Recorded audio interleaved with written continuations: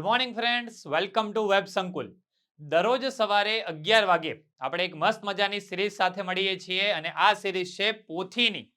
આમ તો મિત્રો આપણે લાઈવ મળીએ છીએ, પરંતુ આજે રેકોર્ડેડ લેક્ચર તમને મળી રહ્યું છે પોથીનું એપિસોડ નંબર 41 અને તમારા એકદમ કહેવાય ને કે ઇંતજારની ઘડી ખત્મ થવા ઉપર છે.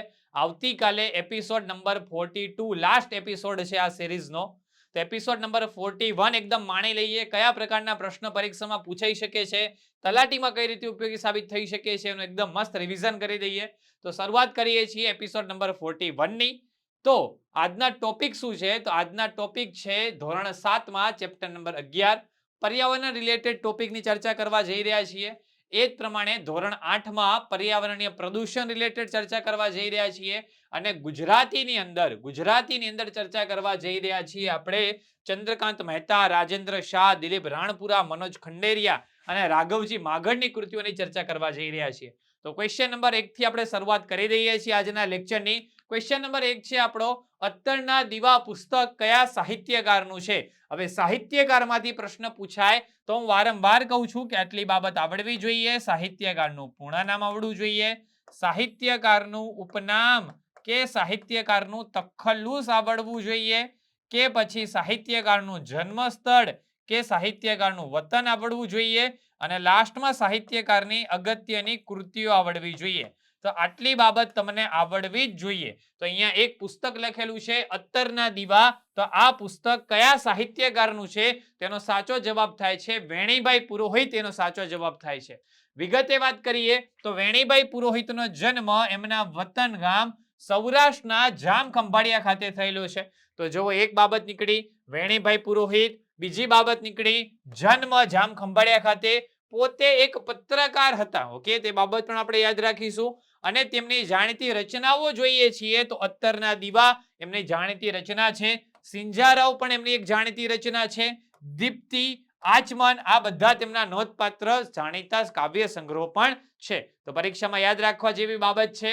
સૌથી પહેલા યાદ રાખ્યું વેણીભાઈ પુરોહિત, જેમનો જન્મ જામખંભાળિયા ખાતે અને તેમની જાણીતી કૃતિઓ. આટલી બાબત આપણે યાદ રાખવાની થાય છે. આગળ વધીએ છીએ નેક્સ્ટ ક્વેશ્ચન તરફ, ક્વેશ્ચન નંબર 2 તરફ. તો સમાનાર્થી શબ્દ આપવાનો છે વિટંબણા. આપણે નથી કહેતા કે બહુ મોટી વિટંબણા છે આ તો મારા માટે. ઓકે, તો વિટંબણા શબ્દનો સમાનાર્થી શબ્દ શું થવો જોઈએ? તેનો સમાનાર્થી શબ્દ થાય છે દુઃખ. એનો સમાનાર્થી શબ્દ થાય છે. તમે અહીંયા અલગ અલગ સમાનાર્થી શબ્દ જોઈ શકો છો. વિસામો એટલે થાક ખાવો, તે વિશ્રાંતિ. પછી એ જ પ્રમાણે ઝૂઝવું એટલે મચ્યા રહેવું, જોરથી લડવું. એકલ બાય એટલે એકલા હાથે. વિટંબણા પરીક્ષામાં પૂછાયો પ્રશ્ન. વિટંબણા એટલે શું થશે? દુઃખ, સંતાપ, મુશ્કેલી. એ વિટંબણા એનો અર્થ થાય છે. પંથ એટલે શું થાય છે? તો પંથ એટલે માર્ગ એનો અર્થ થાય છે. તો આ બધા તમે અગત્યના સમાનાર્થી શબ્દ યાદ રાખી શકો છો. અને હું વારંવાર કહું છું કે ફર્સ્ટ લેંગ્વેજ કરતા સેકન્ડ લેંગ્વેજની વોકેબ થોડી એડવાન્સ લેવલની છે, જે પરીક્ષામાં પૂછાઈ શકે એવી છે. તો ચોક્કસથી સેકન્ડ લેંગ્વેજની વોકેબ કરી દેવી. ઓકે, ચલો આગળ વધીએ છીએ નેક્સ્ટ ક્વેશ્ચન તરફ. શબ્દ સમૂહ માટે એક શબ્દ આપવાનો છે વંશ આધારિત ઓળખ કરનાર. તો આના માટે કયો શબ્દ પ્રયોજી શકાય છે? તો વંશ આધારિત ઓળખ કરનાર માટે થઈને શબ્દ યોજવામાં આવે છે નૃવંશ શાસ્ત્રી. અને તમે જોતા હશો આનો અભ્યાસ પણ કરવામાં આવતો હોય છે. નૃવંશ શાસ્ત્ર એક આખું અભ્યાસનું સાધન આવે છે. ક્લિયર છે? તે બાબત પણ આપણે યાદ રાખીશું. નૃવંશ શાસ્ત્રી. નૃવંશ શાસ્ત્રીનો મતલબ શું થશે? વંશ આધારિત ઓળખ કરનાર. વંશ આધારિત ઓળખ કરનાર એટલે શું થશે? નૃવંશ શાસ્ત્રી થશે. એ જ પ્રમાણે યાદ રાખો મુખાકૃતિ એટલે ચહેરો થશે. નિર્જન એટલે વેરાન થશે. ઓકે, સૂર્ય ઘટિકા એટલે કે ઘડિયાળ સમય જોવા બનાવવા માટે બનાવેલી રચના. આનો શબ્દ સમૂહ પણ એક બની શકે કે સમય જોવા માટે બનાવેલી રચના, જેને સેના તરીકે ઓળખવામાં આવે છે? સૂર્ય ઘટિકા તરીકે ઓળખવામાં આવે છે. ઓકે, ચલો નેક્સ્ટ ક્વેશ્ચન તરફ આગળ વધીએ છીએ. સમાનાર્થી શબ્દ આપવાનો છે. નિર્જન એટલે શું થાય? તો આપણે નથી કહેતા કે આ જગ્યા તો બહુ નિર્જન છે. તો નિર્જન માટે કયો સમાનાર્થી શબ્દ પ્રયોજાય છે? વેરાન શબ્દ પ્રયોજવામાં આવે છે. ઓકે, તો યાદ રાખી શકીએ છીએ નિર્જન એટલે શું થશે? તો નિર્જન એટલે થશે વેરાન. ઓકે, ચલો એના પછી ક્વેશ્ચન જોઈએ છીએ. લિયો ટોલ્સ્ટોય મૂળ કયા દેશના હતા? સાહિત્યકારનું પૂછાતું હોય છે કે આ સાહિત્યકારની અગત્યની રચનાનું અનુવાદ કયા ગુજરાતી સાહિત્યકાર દ્વારા કરવામાં આવેલું છે, અથવા તો આ સાહિત્યકારે કયા દેશ સાથે સંકળાયેલા છે? ફોર એક્ઝામ્પલ લિયો ટોલ્સ્ટોયનું પૂછાઈ શકે, શેક્સપિયરનું પૂછાઈ શકે અને ઘણીવાર જાણીતા સમાજસેવક, જાણીતા રાજનેતા, જાણીતા ચિત્રકાર, જાણીતા અભિનય સાથે સંકળાયેલા હોય અભિનેતા, અભિનેત્રી, એમનું પણ આવા પ્રશ્ન પૂછવામાં આવતા હોય છે. અત્યારે આપણે ગુજરાતીની ચર્ચા કરી રહ્યા છીએ તો સાહિત્યકાર વિશે જ વાત કરીશું. તો લિયો ટોલ્સ્ટોય મૂળ કયા દેશના છે?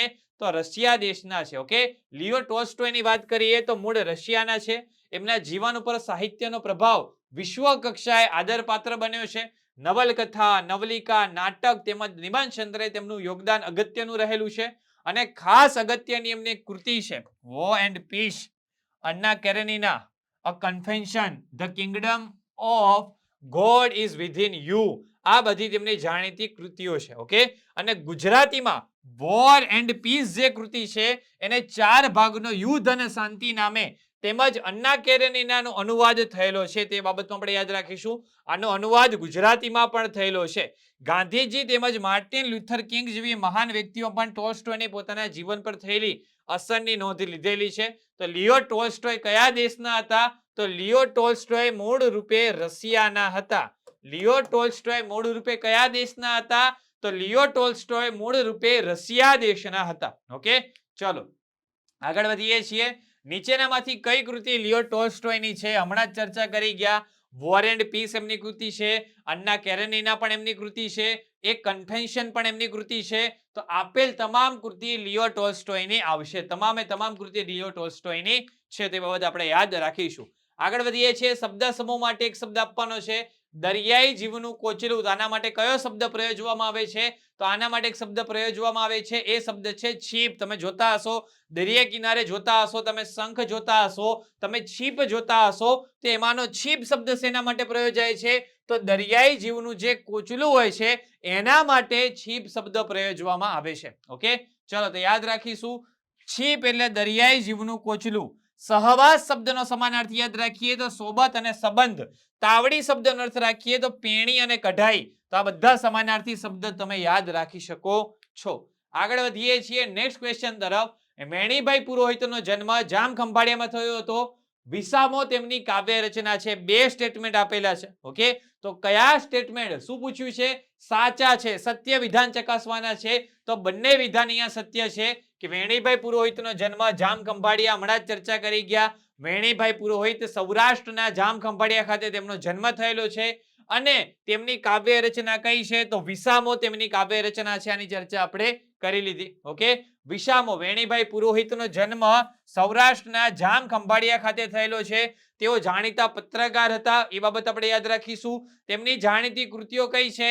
અત્તરના દીવા, સિંજારવ, દીપ્તિ, આચમન, આ બધા તેમના જાણીતા કાવ્ય સંગ્રહ અને નોંધપાત્ર કૃતિઓ છે.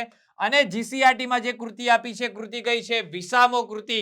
આ કૃતિ પણ કોની છે? તો વેણીભાઈ પુરોહિતની આ કૃતિ છે. ઓકે, ચલો આગળ વધીએ છીએ નેક્સ્ટ ક્વેશ્ચન તરફ. નીચેનામાંથી કઈ માનવ સર્જિત આપત્તિ નથી? ભૂગોળનો ક્વેશ્ચન આવી ગયો છે.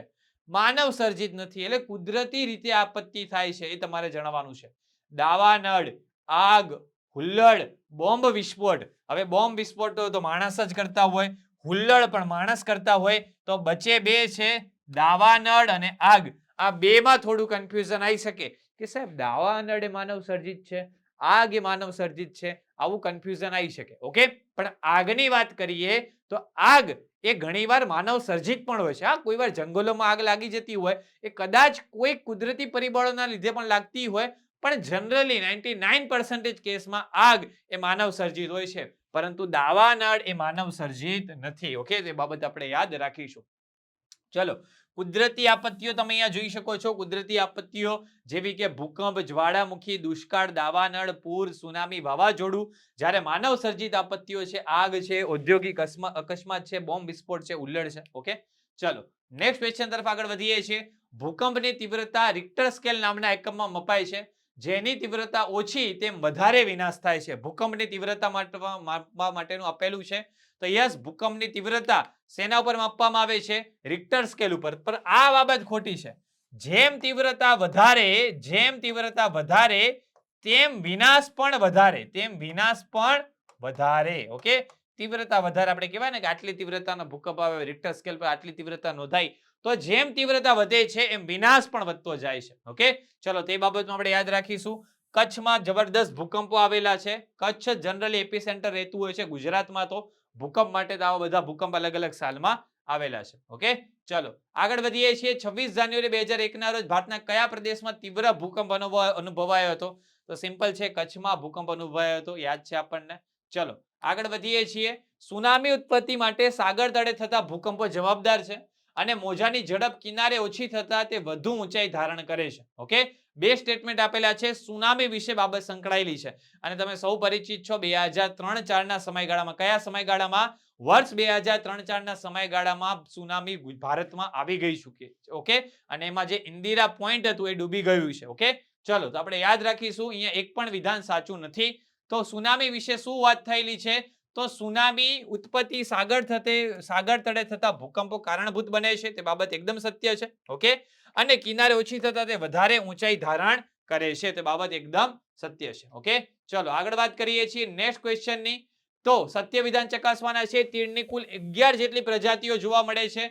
ગુજરાતમાં તીડ રણતીડ કે ખાઉધરા તીડથી ઓળખાય છે. તીડ ઘણીવાર તમે જોતા હશો કે તીડના અટેક થતા હોય છે વારંવાર ગામડાઓમાં, અને હવે તો શહેરોમાં પણ તીડના અટેક થતા જોવા મળે છે. તો તીડ વિશે વાત કરીએ તો ગુજરાતમાં તીડની 11 પ્રજાતિ જોવા મળે છે એવું સ્ટેટમેન્ટ છે. તો આ વિધાનમાં ભૂલ રહેલી છે. ગુજરાતમાં તે રણતીડ અને ખાઉધરા તીડથી ઓળખાય છે, તે એકદમ બાબત સત્ય છે. ઓકે, તીડની કેટલી પ્રજાતિઓ? તો તીડની 11,000 જેટલી પ્રજાતિઓ જોવા મળે છે. 11 જોવા નથી મળતી, 11,000 જેટલી પ્રજાતિઓ જોવા મળે છે. તીડની કેટલી પ્રજાતિઓ જોવા મળે છે? 11,000 પ્રજાતિઓ જોવા મળે છે. આગળ વધીએ છીએ. Next question. જાપાનના બે શહેર હિરોશીમા અને નાગાસાકી પર કયા દેશે? સિમ્પલ છે, આના યાદમાં દિવસ પણ ઉજવવામાં આવે છે. હિરોશીમા દિવસ અને નાગાસાકી દિવસ ઘણીવાર પરીક્ષામાં પૂછાયેલો પ્રશ્ન છે. તો અમેરિકા કયા દેશ દ્વારા? અમેરિકા દેશ દ્વારા હિરોશીમા અને નાગાસાકી ઉપર અણુબોમ્બ ફેંકવામાં આવેલા હતા, તે બાબત આપણે યાદ રાખીશું. ઓકે, અણુબોમ્બ કોના દ્વારા ફેંકવામાં આવેલા છે? હિરોશીમા નાગાસાકી પર અમેરિકા દેશ દ્વારા ફેંકવામાં આવેલા છે. ભોપાલ ગેસ કાંડ પરીક્ષામાં પ્રશ્ન પૂછાય છે કે ભોપાલ ગેસ કાંડની અંદર કયો ઝેરી વાયુ લીક થયો હતો? ભોપાલ ગેસ કાંડની અંદર કયો ઝેરી વાયુ લીક થયો હતો એવો પ્રશ્ન પણ પરીક્ષામાં પૂછાય છે. અને એવો પ્રશ્ન પણ પૂછાય છે કે ભોપાલ ગેસ કાંડ ક્યારે થયો હતો? તો ક્યારે થયો હતો? વર્ષ 1984 માં ભોપાલ ગેસ કાંડ થયો હતો. ઓકે, ભોપાલ ગેસ કાંડની વાત કરીએ છીએ તો 3 ડિસેમ્બર 1984 ની વહેલી સવારે આ ભોપાલ ગેસ કાંડ થયો હતો. તો એ બાબત આપણે યાદ રાખીશું. ઓકે, ચલો આગળ વધીએ છીએ નેક્સ્ટ ક્વેશ્ચન તરફ. 13 ડિસેમ્બર 2011 ના રોજ આતંકવાદીઓએ ભારતની સંસદ ઉપર હુમલો કર્યો હતો અને 26 નવેમ્બર 2008 ના રોજ મુંબઈની જાણીતી હોટલોમાં આતંકી હુમલો થયો હતો. ઓકે, તો બંને ઘટનાઓથી આપણે પરિચિત છીએ. ભારતની સંસદ ઉપર પણ હુમલો થયેલો છે અને ભારતની સંસદની સાથે સાથે મુંબઈમાં પણ જે આપણે 26/11 નો અટેક કહેવાય છે, 26/11 નો અટેક પણ થયેલો છે. ઓકે, ચલો તો યાદ રાખીએ છીએ બંને વિધાનો અહીંયા સત્ય છે, બંને અટેકો થયેલા છે. ઓકે, વિશ્વની અગત્યની અમુક ઘટનાઓ છે જે આતંકવાદી એકદમ આપણું હૃદય હલાવી દે, કંપાવી દે આપણું હૃદય, એ પ્રકારની ઘટનાઓ છે. એવી ઘણી ઘટનાઓ છે. એમાંની એકાદ ઘટના ભારતમાં પણ થયેલી છે, જેવી કે સંસદ ઉપર હુમલો હોય, 26/11 નો મુંબઈ ઉપર હુમલો હોય, આ બધા હુમલા પણ જાણીતા છે. આગળ વધીએ છીએ નેક્સ્ટ ક્વેશ્ચન તરફ. જૈવિક, માનવ સર્જિત અને આબોહવાકીય કયા પ્રકારના છે પરિબળો છે? ઓકે, કશું નથી આવડતું તો એટલું તો આવડે જ કે માનવ સર્જિત કયું છે? તો માનવ સર્જિત યુદ્ધ એ માનવ સર્જિત થાય. સિમ્પલ છે, યુદ્ધ એ માનવ સર્જિત થાય. તો બે સાથે બી આવવો જોઈએ. તો બે સાથે બી અહીંયા છે, બે સાથે બી છે. ઓકે, બે સાથે બી છે. તો જૈવિકની વાત કરીએ તો ઇબોલા, કોરોના બધા જૈવિક છે, જો કે એમાં ક્યાંક ને ક્યાંક માણસોનો ફાળો પણ રહેલો જ છે. અને આબોહવાકીય તો ઉષ્ણ લહેર આવશે. ઓકે, ચલો તો બધા તમે યાદ રાખી શકો છો. ભૂભૌતિકીય તો ભૂકંપ, ભૂસ્ખલન, જ્વાળામુખી પ્રસ્ફોટન. હવામાન લક્ષી તો ચક્રવાત, વંટોળ, આંધી. આબોહવાકીય તો અતિવૃષ્ટિ, અનાવૃષ્ટિ. જૈવિક તો તીડના હુમલા, પ્લેગ, સાર્સ રોગ, ઇબોલા. જલીય તો પૂર, હિમપ્રપાત. માનવ સર્જિત તો અણુ દુર્ઘટના, ઔદ્યોગિક દુર્ઘટના, યુદ્ધ અને અણુ વિસ્ફોટો. ક્લિયર છે? તો આ બધી ઘટનાઓ આપણે યાદ રાખી શકો છો. આગળ વધીએ છીએ નેક્સ્ટ ક્વેશ્ચન તરફ. ભારતમાં ભૂકંપને કેટલા ક્ષેત્રમાં વહેંચવામાં આવ્યા છે? ભૂકંપના ક્ષેત્ર તમારે જણાવવાના છે. 2 ક્ષેત્ર, 3 ક્ષેત્ર, 4 ક્ષેત્ર કે 5 ક્ષેત્ર? ભૂકંપના ક્ષેત્ર વહેંચવામાં આવ્યા, ભૂકંપના ઝોન બનાવવામાં આવ્યા હોય તેવા કેટલા ક્ષેત્ર છે? તો 5 ક્ષેત્ર છે. ભૂકંપ અંગેની માહિતી આપતા સિસ્મિક ઝોન ટોટલ 5 પ્રદેશોની અંદર વહેંચવામાં આવ્યા છે. જેની અંદર કચ્છની વાત કરીએ તો કચ્છ એ 5મા ઝોનની અંદર આવે છે. એકદમ હાઈ સેન્સિટિવિટી વાળો એરિયા કહી શકાય. 5મા ઝોનની અંદર શેનો સમાવેશ થાય છે? કચ્છનો સમાવેશ થાય છે. નીચેનામાંથી કયા પ્રદેશનો સમાવેશ ઝોન 5માં થતો નથી? કચ્છનો તો થાય છે, સિમ્પલ બાબત છે. તો શેનો સમાવેશ થતો નથી? ઉત્તર પૂર્વ રાજ્યોનો પણ થાય છે, હિમાલય પર્વત શ્રેણીનો પણ થાય છે, કચ્છનો પણ થાય છે. તો યાદ રાખીશું પંજાબનો સમાવેશ ઝોન 5માં થતો નથી. ઓકે, ચલો ભૂકંપ ક્ષેત્રની વાત કરી.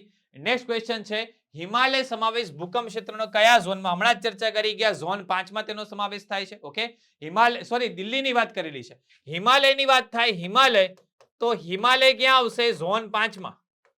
પણ દિલ્હીની વાત કરેલી છે તો કયા ઝોનમાં આવશે? તો ઝોન 4માં દિલ્હી આવશે. કચ્છની વાત કરીએ તો કચ્છ પણ ક્યાં આવશે? ઝોન 5માં. અને ઉત્તર પૂર્વના રાજ્યોની વાત કરીએ તો ઉત્તર પૂર્વના રાજ્યો પણ ક્યાં આવશે? ઝોન 5માં.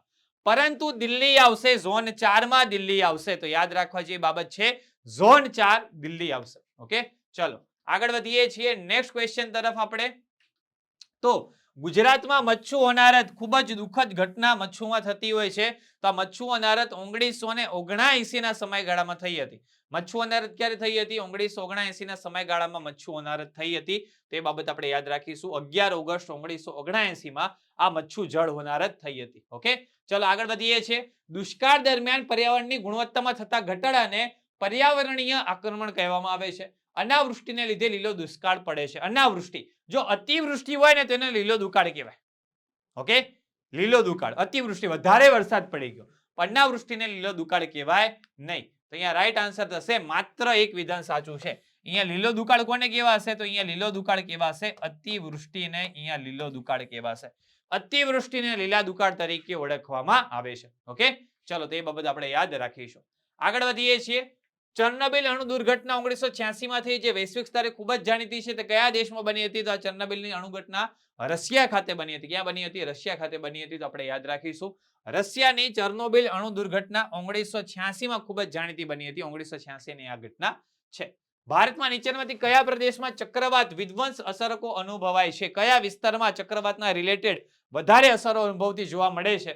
કોંકણ, ખંભાત, કચ્છ, સૌરાષ્ટ્ર કે માલબાર? તો રાઈટ આન્સર થશે કચ્છ, સૌરાષ્ટ્ર. ગુજરાતમાં તમે વારંવાર જોતા હશો કે કચ્છ સૌરાષ્ટ્રના વિસ્તારની અંદર વાવાઝોડા કે ચક્રવાતની અસરો તમને જોવા મળતી હોય છે. ઓકે, ચલો તે બાબત આપણે યાદ રાખીશું. નેક્સ્ટ ક્વેશ્ચન જોઈએ છીએ. વાતાવરણના વિક્ષોભથી રચાતા તોફાની પવનો અમેરિકામાં કયા નામે ઓળખાય છે? અમેરિકામાં કયા નામે ઓળખાય છે? જાપાનમાં કયા નામે ઓળખાય? ચીનમાં કયા નામે ઓળખાય? આ પ્રકારના પ્રશ્નો બનતા હોય છે. તો અમેરિકામાં તે હરિકેનના નામે જાણીતા છે. તે બાબત આપણે યાદ રાખીશું. ઓકે, જાપાનમાં તે ટાઇફૂનના નામે જાણીતા છે. અમેરિકામાં હરિકેન, ટોર્નેડો, ચીન, આ બધું આપણે યાદ રાખીશું. કયા ક્ષેત્રમાં કયા નામે જાણીતા છે? આગાહી કરી શકાય તેવી આપત્તિ કઈ છે? કઈ આપત્તિ આગાહી કરી શકાય? આપણે આમ જોવા જઈએ ને તો કોઈ આગાહી આપણે આગાહી તો કરી જ ના શકીએ કોઈ આપત્તિઓની. ભગવાનની મરજી હોય ત્યારે આવી જાય. ઓકે, પણ તેમ છતાં આપણે વાત કરીએ છીએ તો દુકાળની આગાહી થઈ શકતી હોય છે. પણ કેવું છે કે આજે વરસાદ પડશે અને એ જ દિવસે વરસાદ ના પડે, અને હવામાનમાં આવ્યું હોય કે આજે વરસાદ નહીં પડે અને બહાર નીકળે ને ત્યારે જ વરસાદ પડી જાય. એટલે એ વાળી વાત છે. દુકાળની આગાહી એક રીતે થઈ શકે કે ભાઈ આટલા વર્ષો કે આટલા દિવસો સુધી વરસાદ પડવાની સંભાવના નથી, પરંતુ પડી પણ જાય, એવો પડે કે પૂર આવી જાય. કઈ નક્કી ના કહેવાય. તમે ગુજરાતમાં પણ જોવો છો, બનાસકાંઠા જેવો વિસ્તાર કે જ્યાં વરસાદનું પ્રમાણ ઓછું હોય છે ત્યાં પણ પૂર આવેલા છે. તો ગમે તે પરિસ્થિતિ સર્જી શકે. ઓકે, ચલો નેક્સ્ટ ક્વેશ્ચન તરફ આપણે આગળ વધીએ છીએ. સુનામી શબ્દ જાપાની શબ્દ ઉપરથી ઉતરી આવેલો છે, જેમાં અહીંયા ત સાયલેન્ટ હોય છે. તો આ સુનામી શબ્દનો અર્થ શું થાય છે? તેનો અર્થ થાય છે વિનાશક મોજા. એનો અર્થ થાય છે. ઓકે, સુનામીનો અર્થ શું થાય છે? વિનાશક મોજા, જેની અંદર ત સાયલેન્ટ છે. ઓકે, ચલો આગળ વધીએ છીએ. નીચેનામાંથી કયો રોગ વિષાણુજન્ય રોગ નથી? વિષાણુજન્ય રોગ નથી તો તમારે ઓળખવાના કયા છે કે વિષાણુજન્ય રોગ કયા છે?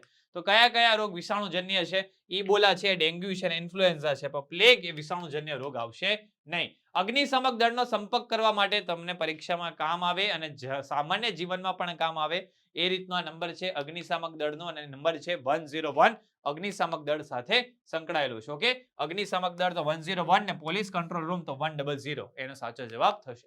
ઓકે, નેક્સ્ટ ક્વેશ્ચન તરફ આગળ વધીએ છીએ. કયા ઉપગ્રહ દ્વારા ચક્રવાતની સચોટ માહિતી મેળવી શકાય છે? કયા ઉપગ્રહ દ્વારા આ પ્રકારની માહિતી મેળવી શકાતી હોય છે? તો કયા ઉપગ્રહ દ્વારા માહિતી મેળવાય છે? ઇનસેટ દ્વારા આ પ્રકારની માહિતી મેળવી શકાતી હોય છે. તે બાબત આપણે યાદ રાખીશું. ઇનસેટ ઉપગ્રહ દ્વારા આવી માહિતી મેળવવામાં આવતી હોય છે. તો આજે 30 પ્રશ્નો કમ્પ્લીટ કર્યા છે આપણે. રેકોર્ડેડ લેક્ચર જોયું છે અને થોડું સરપ્રાઈઝ આપવાનો તમને પ્રયત્ન કર્યો છે. એવા ચેપ્ટર કે જે પરીક્ષામાં જનરલી નથી પૂછાતા હોતા એવા પ્રશ્નોની આપણે ચર્ચા કરી છે. એ પણ જીસીઆરટી આધારિત થોડું ટાઈમ ટેબલથી હટકે આપણે કરવાનો પ્રયત્ન કર્યો છે, પરંતુ તલાટીની પરીક્ષામાં ઉપયોગી સાબિત થાય એવો આપણો પ્રયત્ન છે. ઓકે, ચલો તો અહીંયા લેક્ચર આપણું કમ્પ્લીટ થાય છે. જો તમને લેક્ચર ગમ્યું હોય તો ચોક્કસથી લાઈક કરજો, તમારા મિત્ર વર્તુળમાં શેર કરજો અને કમેન્ટ બોક્સમાં કમેન્ટ કરવાનું ના ભૂલતા. અને હાઈકોર્ટ માટે આપણે ટૂંક સમયમાં જબરદસ્ત પ્લાનિંગ લઈને આવી રહ્યા છે કે જેથી તમારી હાઈકોર્ટની પરીક્ષામાં પણ તમને ખૂબ જ ઉપયોગી સાબિત થાય એ પ્લાનિંગ. તો ચોક્કસથી સોમવારથી આપણે હાઈકોર્ટના પ્લાનિંગ સાથે પણ મળી રહ્યા છીએ અને આવતીકાલે 42મા નંબરનો એટલે કે લાસ્ટ એપિસોડ પોથીનો આવવા જઈ રહ્યો છે. તલાટી પહેલા પોથી સિરીઝ કમ્પ્લીટ થઈ જશે. તો મળતા રહીશું આપણે અવનવા વિડીયો સાથે. ત્યાં સુધી સૌ મિત્રોને જય હિન્દ, જય ભારત.